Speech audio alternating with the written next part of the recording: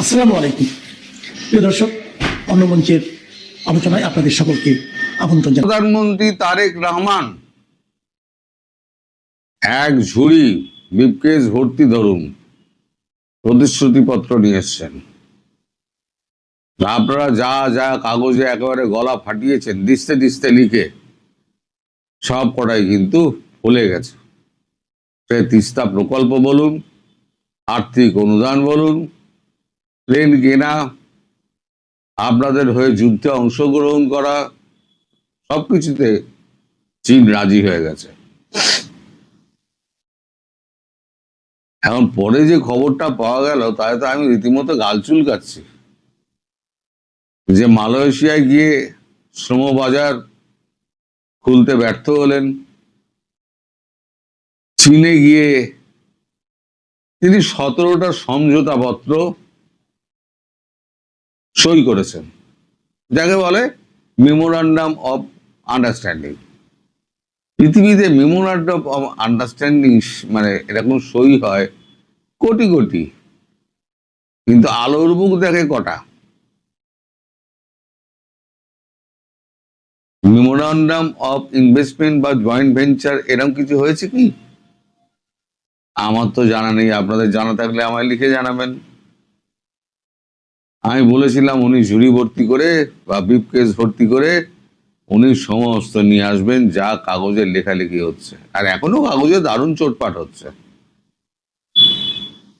আর এরা জানে না যে বাংলাদেশের মিডিয়া,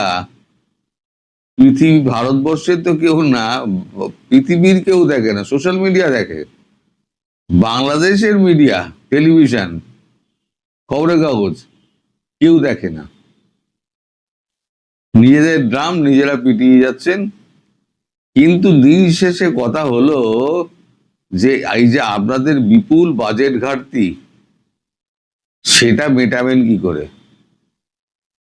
আমি তো আগেই বলেছিলাম যে চীন টাকা দেবে না, কেউ টাকা দেবে না, কারণ একটা অস্থির দেশকে, যে ব্যাংকটা আপনার উঠে যাওয়ার জোগাড় হয়েছে, যেমন ধরুন ইসলামিক ব্যাংক,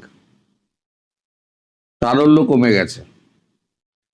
1 লাখ টাকা এখন একটা ডলার নিয়ে যান, 1 লাখ টাকা নেওয়ার জন্য আপনাকে 10 বার ঘুরতে হবে। তা যে ব্যাংকে টাকাই নেই, সেই ব্যাংকে কেউ টাকা রাখে? আমার প্রশ্ন হলো সেইটা। এখন আপনারা গায়ে জোরে বলবেন হ্যাঁ অমুক হয়েছে তমুক হয়েছে, আসলে হয়েছে অশ্বডিম্ব, প্রসব হয়েছে অশ্বডিম্ব। হাতে এক বাটি চাউমিন ধরিয়ে দিয়েছে, ভাই চাউমিন খেয়ে বাড়ি চলে যাও। তিস্তা প্রকল্প নিয়ে আপনাদের খুব উত্তেজনা ছিল। চীন ভারতে যুদ্ধ করবে বাংলাদেশের হয়ে। আচ্ছা, যেখানে একটু বুদ্ধি খাটান না, যেখানে আরআইসি এবং ব্রিক্স গঠনের জন্য চীনের রাষ্ট্রদূত ওয়াং ই, তিনি 2 দিন ধরে এখানে এসে পড়ে রয়েছেন সাঙ্গ পাঙ্গ সহ, যিনি পরবর্তীকালে আর কি প্রেসিডেন্ট হওয়ার লাইনে রয়েছেন, নেক্সট প্রেসিডেন্ট অফ চায়না সম্ভাব্য, তিনি যদি এখন ভারতে 2 দিন ধরে পড়ে সমস্ত ডকুমেন্ট সই করে, এর মধ্যে একটা ডকুমেন্টের কথা আমি উল্লেখ করি, সেটা হচ্ছে আমাদের ওই লাদাখ থেকে আরম্ভ করে ডেমচুক পর্যন্ত সীমান্তে যত গন্ডগোল ছিল, আমরা দিনের পর দিন মিটিং এর পর মিটিং, সিরিজ অফ মিটিং করে আমরা সেগুলো সমাধানের জায়গায় চলে এসেছি। তার একটা সমঝোতাপত্র হয়েছে। ফলে আপাতত ওই অঞ্চলে আগামী 10 বছরের জন্য ঝগড়া ঝুড়ি চাপা রইল। কারণ ব্যাপারটা হচ্ছে এখন নিজেদের অস্তিত্ব রক্ষার ব্যাপার। আগে বাইরের শত্রুকে ঠেকাই, তারপরে আমরা লড়বো। আগামী 10 বছরের মধ্যে দেখবেন ভারতের সঙ্গে চীনের কোনো ঝামেলা নেই, দেখে নেবেন। আজকে বলে দিলাম,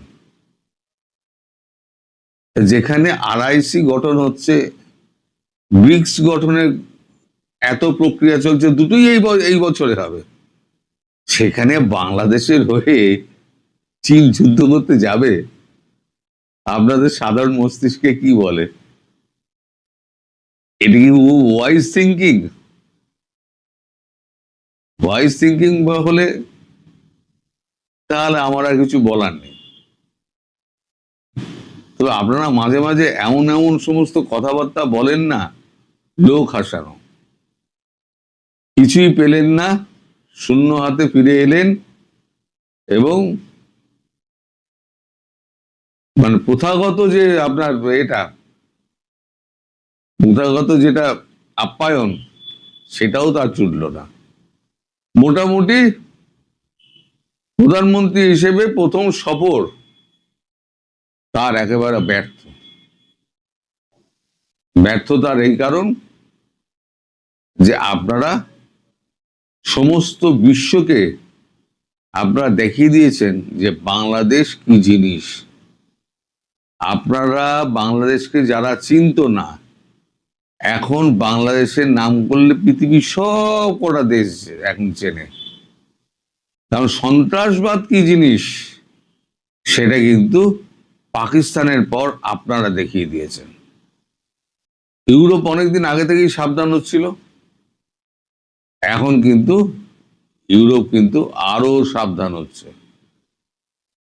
সব রাইট উইং গুলো, আমি আগেও বলেছিলাম, সব রাইট উইং গুলো কিন্তু আস্তে আস্তে জাগছে। সুতরাং মুসলিমদের পক্ষে কোন রাষ্ট্রই খুব একটা সুবিধাজনক অবস্থায় নেই। সেটা হচ্ছে এই আপনাদের দোষে। পাকিস্তানের যেরকম অবস্থা হয়েছে বা হচ্ছে, আপনাদের সেই অবস্থা হচ্ছে, এবং সামনে আরো কঠিন দিন আসছে। আমি বলেছিলাম দুর্ভিক্ষের পদধ্বনি শোনা যাচ্ছে, দুর্ভিক্ষের পদধ্বনি কিন্তু শোনা যাচ্ছে। আপনারা সতর্ক হন। সতর্ক না হলে ধর্ম কিন্তু আপনাকে খাওয়াবে না, আপনার বাচ্চাকে খাওয়াবে না। ধর্ম পালন তখনই হবে যখন আপনার পেটে দানা পানি পড়বে। আপনার ধর্ম ধর্ম ধর্ম ধর্ম করে না আপনারা নিজেদের দেশটা 12টা বাজিয়ে দিলেন। ধর্ম দরকার, নিশ্চিতভাবে দরকার। মানুষের জীবনে বেঁচে থাকার একটা বড় অবলম্বন হচ্ছে ধর্ম, কিন্তু ধর্মটাই সব নয়। খাবার যেমন বেঁচে থাকার জন্য একটা উৎস, কিন্তু খাবারই সব নয়। টাকাও বেঁচে থাকার উৎস, কিন্তু টাকাই সব নয়। সবকিছুই একটা পরিমাণ রয়েছে। কোনটা কতটা আমি করব সব কিন্তু দাঁড়িপাল্লায় মাপা আছে। একটু ব্যালেন্স এদিক ওদিক হয়ে যাবে, আপনি শেষ। সুতরাং আমার পরামর্শ মানুন, আপনারা মূল স্রোতে ফিরে আসুন। মূল স্রোতে ফিরে এসে এই যে কলেমা লাগানো যে ঝান্ডা ফান্ডা উড়িয়ে বেড়াচ্ছেন না, এগুলো বন্ধ করে দিন। এগুলো বন্ধ করলে দেখবেন আপনার দেশটা শান্তি পাবে। শান্তি হলে আপনার বাইরের ইনভেস্টমেন্ট আসবে, ইনভেস্টমেন্ট এলে আপনার দেশটা আবার দাঁড়াবে। আর আপনারা যদি ধর্ম ধর্ম করে উন্মাদের মতো চেঁচান, তাহলে পরে আর আপনাদেরকে কেউ আর বাঁচাতে পারবে না। এটা আমি লিখে দিতে পারি। আর ভবিষ্যৎ তো ওপরওয়ালাই জানে। আপনারাও ভালো কামনা করুন, আমিও ভালো কামনা করি। অবশেষে তারেক রহমানের মালয়েশিয়া এবং চীন সফর শেষ হয়েছে। এই সফর শেষে তিনি কি নিয়ে ফিরলেন বাংলাদেশে? বিশাল বিনিয়োগ, নাকি এটি ছিল স্রেফ কূটনৈতিক সৌজন্য? এই সফরে তার কি প্রাপ্তি হয়েছে বিশাল অশ্বডিম্ব? আজকে এই বিষয়টি নিয়েই বিশ্লেষণ করব। শেষ পর্যন্ত সাথে থাকবেন। বেশ ঢাকঢোল পিটিয়েই বাংলাদেশের প্রধানমন্ত্রীর বিদেশ সফর শুরু করলেন। প্রথমে তিনি গেলেন মালয়েশিয়ায়। মালয়েশিয়ার সফরটা ছিল অনেকটা সংক্ষিপ্ত। সেখানে মালয়েশিয়ার প্রধানমন্ত্রী তার ফেসবুক পেজে আমাদের প্রধানমন্ত্রীকে নিয়ে একটি স্ট্যাটাস দিয়েছেন, সেখানে হাবিবের একটি গান বাজিয়েছেন। এটিই ছিল মূলত মালয়েশিয়া সফরে আমাদের প্রধান প্রাপ্তি। যে আশায় আমাদের যাওয়া হয়েছিল যে মালয়েশিয়ার শ্রম বাজার উন্মুক্ত হবে, বাংলাদেশ থেকে ম্যান পাওয়ার এক্সপোর্ট করা যাবে, সেই বিষয়ে কোনো ডেভেলপমেন্ট নেই। মালয়েশিয়া সরকারের পক্ষ থেকে বাজার খুলে দেওয়া হয়নি। সুতরাং যে মূল উদ্দেশ্যে যাওয়া হয়েছিল সেটি আসলে অর্জিত হয়নি বলা যায়। কিন্তু এই সফরের মূল দৃষ্টি ছিল আমাদের সবার চীন সফর উপলক্ষে। চীনে তিনি 22 তারিখ থেকে 26 তারিখ পর্যন্ত ছিলেন। গতকাল বাংলাদেশে ফিরেছেন।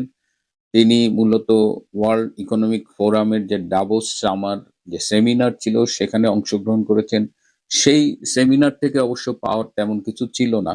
এর আগে সুইজারল্যান্ডে ডক্টর ইনুস গিয়েছিলেন, 43টা মিটিং করেছেন একদিন, অসংখ্য মিডিয়ায় সাক্ষাৎকার দিয়েছেন, তিনিও ঘোড়ার ডিম নিয়ে ফিরেছিলেন। যাই হোক, এই চীন সফরে তারেক রহমানের সবচেয়ে বড় অর্জন হলো যে প্রতিদিন তার উপদেষ্টা এবং প্রধানমন্ত্রীর কার্যালয়ের মুখপাত্র মিস্টার মাহাদি আমিন তিনি প্রেস কনফারেন্স করতেন।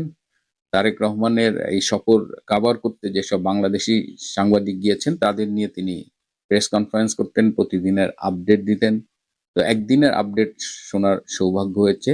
তো সেই আপডেট শুনে যেটা মনে হয়েছে যে এই সফরের সবচেয়ে বড় সাফল্য হলো যে তিনি চীনের 3জন শীর্ষ পর্যায়ের আহ, নেতা বলি বা একেবারে চীনের প্রেসিডেন্ট, প্রধানমন্ত্রীর সমপর্যায়ের প্রিমিয়ার এবং স্পিকার সমপর্যায়ের এই 3জনের সাথেই তিনি মিটিং করেছেন। তারেক রহমানের এই সফরটি ছিল মূলত চীনের যে প্রিমিয়ার লি কিয়াং তার আমন্ত্রণে। শি জিনপিং ভীষণ ব্যস্ত সময় কাটাচ্ছেন। আমি ওদের যে চীনা বার্তা সংস্থা জিনহুয়া সেটা দেখলাম, সেখানে দেখলাম যে কাম্বোডিয়ার সাথেও এই চীনা নেতৃবৃন্দের মিটিং হয়েছে এবং সেটি তারা অনেক বেশি হাইলাইট করেছে বাংলাদেশের মিটিং এর চাইতে। যাই হোক, বাংলাদেশ মিটিং সম্পর্কেও সেখানে আছে। যে দুটো জিনিস আমরা আশা করেছিলাম এই সফর থেকে, সেটা হলো যে তিস্তা ব্যারেজের যে মহাপরিকল্পনা সেখানে চীনের অর্থায়ন, এবং যেটা বাংলাদেশের মিডিয়ায় পরবর্তীতে দেখলাম যে তিস্তা ব্যারেজ নিয়ে কথা নেই, কিন্তু বাংলাদেশ, মিয়ানমার, চীনের কুনমিং পর্যন্ত যে অর্থনৈতিক করিডোর, এটা নিয়ে বাংলাদেশের মিডিয়া ব্যাপক হাইলাইট করা হয়েছে। কিন্তু আসলে কি হয়েছে, যে যৌথ বিবৃতিটা ইংরেজিতে আমি দেখলাম, এটা জিংওয়ার ওয়েবসাইটে আছে, সেখানে কেবলই আমার কাছে মনে হয়েছে যে শব্দের খেলা। এই দুই চুক্তি পড়লে মনে হয় যে সবই তারা করবে, কিন্তু স্পেসিফিক কিছুই নেই। তিস্তা ব্যারেজ মহাপরিকল্পনার ব্যাপারে চীন সরাসরি আকারে ইঙ্গিতে বলে দিয়েছে যে তারা এই মুহূর্তে এটি ফান্ডিং করবে না। আপনাদের নিশ্চয়ই মনে আছে যে আওয়ামী লীগ সরকারের আমলে চীনের সাথে এই তিস্তা ব্যারেজ নিয়ে অনেক কাজ হয়েছিল, মোটামুটি কি হবে টোটাল প্ল্যানিংটাও হয়েছিল। কিন্তু শেষ মুহূর্তে 2024 সালে নির্বাচিত হবার পরে শেখ হাসিনা যখন চীনে যান, তখন চীন থেকে যখন এই তিস্তা ব্যারেজ পরিকল্পনা বাস্তবায়নের কথা বলা হয়, তখন শেখ হাসিনার সরকারের পক্ষ থেকে বলা হয়েছিল যে বর্তমান বাস্তবতায় এই তিস্তা ব্যারেজ তারা সবাইকে নিয়ে করতে চায়, এখানে চীনেরও একটা স্টেক আছে, এখানে ভারতেরও একটা স্টেক আছে, সুতরাং তারা শুধুমাত্র চীনের সাথে এই ব্যারেজটা করতে পারবে না, এবং যার ফলে চীনের সাথে একটা দূরত্ব তৈরি হয়েছিল সেই সময়। আপনাদের মনে আছে যে শেখ হাসিনা তার সফর সংক্ষিপ্ত করে একদিন আগে ফিরে এসেছে। কিন্তু আজকে চীন এই তিস্তা ব্যারেজ করবে কিনা, চীনের কাছে যখন সাহায্য চাইছে বাংলাদেশ সরকার, তখন চীন খুব স্পষ্টভাবে না বলে দিয়েছে। কারণ চীন এই মুহূর্তে ভারতের সাথে সম্পর্ক উন্নয়নে অধিক মনোযোগী, তারা ভারতকে কোনো কারণে চটাতে চায় না। এবং তিস্তা ব্যারেজটা এমন একটা ইস্যু যেখানে যদি শুধুমাত্র ভারত করে তাহলে চীন রুষ্ট হবে, শুধুমাত্র চীন করলে ভারত রুষ্ট হবে। সেইখানে একটা মিউচুয়াল আন্ডারস্ট্যান্ডিং খুব জরুরি। এবং বিশ্ব বাস্তবতায় আমি বারবার বলছি যে RIC কিন্তু এখন একটা বাস্তবতা, একদম রাশিয়া, ইন্ডিয়া, চায়নার যে 3 দেশীয় জোট, এবং ব্রিক্সও খুব অ্যাক্টিভ। এবং আপনারা জানেন যে চায়না এবং ভারতের মধ্যে যে বিভিন্ন রকমের কনফ্লিক্ট ছিল সেগুলোকে তারা মিনিমাইজ করে সম্পর্ক উন্নয়ন করছে, এবং তারা সবাই সম্মিলিতভাবে আমেরিকার যে সুপ্রিমেসি সেটাকে চ্যালেঞ্জ করতে চাচ্ছে। তো সেই জায়গা থেকে চীন কখনোই বাংলাদেশের জন্য এই ঝুঁকি নেবে না যে তারা ভারতকে রুষ্ট করবে বা বিশ্ব রাজনীতির যে বর্তমান যে গতি প্রকৃতি সেটিকে ব্যাহত করবে। সুতরাং তিস্তা ব্যারেজ বাদ, এখন রইল অর্থনৈতিক করিডোর। মিয়ানমার হয়ে চায়না পর্যন্ত বাংলাদেশ, এই করিডোর নিয়ে তো বাংলাদেশে কম জল ঘোলা হলো না। এখন এই মিয়ানমার কে কেন্দ্র করে ভারতের স্টেক আছে, রাশিয়ার স্টেক আছে, চায়নার স্টেক আছে, এখন আমেরিকাও তার স্টেক চায়, এই রিয়ার আর্থ মিনারেলের ভাগ চায়। তো এইখানে বাংলাদেশ থেকে চীন পর্যন্ত এই করিডোর কে করবে, এই বিনিয়োগটা কে করবে? যদিও চায়না বলেছে তাদের যে বেল্ট অ্যান্ড রোড ইনিশিয়েটিভ তারা সেটা এগিয়ে নিয়ে যাবে, কিন্তু এই যে ইকোনমিক করিডোরের কথা বলেছে, এই বিনিয়োগে এই মুহূর্তে চায়না প্রস্তুত নয়। তারা আপাতত শব্দটা বলেছে, যেমন তিস্তা ব্যারেজ নিয়েও বলেছে যে আপাতত তারা তিস্তা ব্যারেজ নিয়ে ফান্ডিং করতে রেডি না, ভাবছে না। আবার এই করিডোরের কথা, এই করিডোরে ফান্ডিং করবে কে? এই করিডোরে ফান্ডিং করতে গেলে আমেরিকার সাথে যে 3টা চুক্তি বাংলাদেশ সরকার স্বাক্ষর করেছে, সেই 3টা চুক্তি অনুযায়ী তো এখানে এই করিডোর করতে গেলে যারা বিনিয়োগ করবে তাদের ব্যাপারে আমেরিকার ক্লিয়ারেন্স লাগবে। তো চায়না স্পষ্টভাবে বুঝিয়ে দিয়েছে যে তাদের পক্ষে এখন আর এই ঝুঁকি নিয়ে বিনিয়োগ করা সম্ভব না, কারণ চায়না ইতিমধ্যে ভেনিজুয়েলায় অনেক লস করেছে, 4-5টা দেশে কিন্তু তাদের বিনিয়োগ ঝুঁকির মুখে আছে। সুতরাং আমেরিকার সাথে এই চুক্তি করে আবার চায়নার বিনিয়োগ আশা করা, এটা মনে হয় যে এই মুহূর্তে একটু বেশি হয়ে যায়, বিশেষ করে এই ইকোনমিক করিডোরের জন্য। তবে এই সফরে একটা ইন্টারেস্টিং বিষয় ছিল যে ওই যে বাটপার আশিক চৌধুরী নামের এক বাটপার, যার ইংরেজিতে প্রেজেন্টেশন দেখে বাঙালি জাতি একেবারে হুমড়ি খেয়ে পড়ে। কিন্তু আমি আমার এই সামান্য জীবনে, আমি তো মাস্টারি করেছি পৃথিবীর, আমি অসংখ্য কনফারেন্স অ্যাটেন্ড করেছি, সোজা কথা। তা আমার কাছে কখনোই মনে হয়নি যে আশিকের প্রেজেন্টেশন আহামরি কিছু। তো তার প্রেজেন্টেশনে এমন ভাব যে পুরা চীনের বিনিয়োগকারী ব্যবসায়ীরা সবাই বোধহয় বাংলাদেশে এসে ঝাঁপায় পড়বে। যাই হোক, প্রধানমন্ত্রী ফিরেছেন, তার চালা চামুন্ডরা বাঙ্গু মিডিয়া নানানভাবে এটা হাইলাইট করার চেষ্টা করছেন, কিন্তু বাস্তবতা হলো যে বিশাল এক অশ্বডিম্ব নিয়ে ফিরেছেন তারেক রহমান। এক কথায় বলা যায় তার চীন সফর লক্ষ্য অর্জনে ব্যর্থ হয়েছে। এবছর চীনা কমিউনিস্ট পার্টির 105 বছর পূর্তি হলো। সেই পূর্তি উপলক্ষে বাংলাদেশ সরকারের পক্ষ থেকে চীনা কমিউনিস্ট পার্টিকে অভিনন্দন জানানো হয়েছে। প্রিয় বন্ধুরা, আজ এ পর্যন্তই। ভালো থাকবেন, সুস্থ থাকবেন, তার চেয়েও জরুরি হলো নিরাপদে থাকবেন। সবাই